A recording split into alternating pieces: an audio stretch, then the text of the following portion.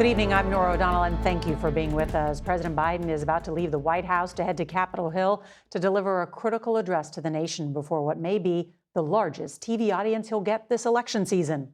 It is a chance for the commander-in-chief to reframe the political debate about not only the state of this country, but also his stewardship of it.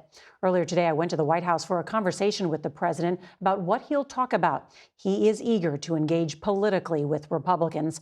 CBS's Ed O'Keefe is at the White House, and Ed, the president tonight will use the phrase America's comeback. That's right, Nora, and as he engages with Republicans, he plans to call out how they've lost elections for supporting the repeal of Roe v. Wade and promise to sign a federal law protecting access to abortion services if it's ever passed.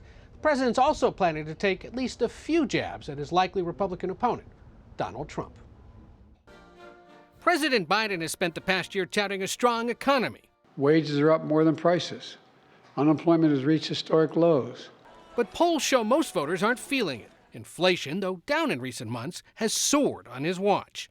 Tonight, he'll use his State of the Union to push Congress to cap out-of-pocket drug costs at $2,000 a year for Americans with private health insurance, and to restore the expanded child tax credit for low- and middle-income families.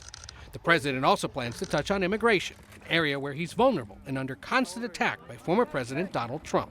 Let there be no doubt this is Joe Biden's invasion. The number of migrant crossings spiked to more than 2.4 million in the last fiscal year, compared to under a million at a similar point in the Trump presidency. Biden's own allies have criticized his handling of the Israel-Hamas war and the rising death toll in Gaza. Thousands voted against him for that reason in recent Democratic primaries. Tonight, the president will announce the U.S. military is set to build a temporary port along the coast of Gaza to help deliver humanitarian aid.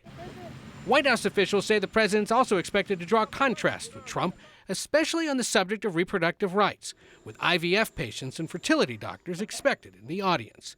Since the repeal of Roe v. Wade, 13 more states have approved complete bans on abortion services. Stop playing politics of the women's lives and freedom. Let doctors do their job.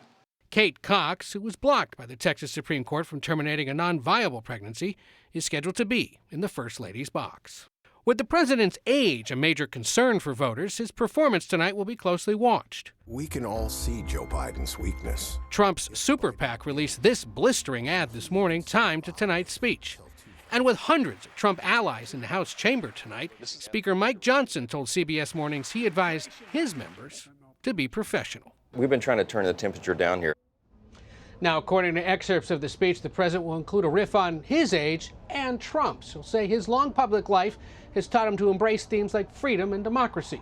Some other people my age, he'll say, embrace themes like resentment, revenge, and retribution. A way of reminding voters his opponent is also an old guy. Nora? Ed O'Keefe, thanks very much.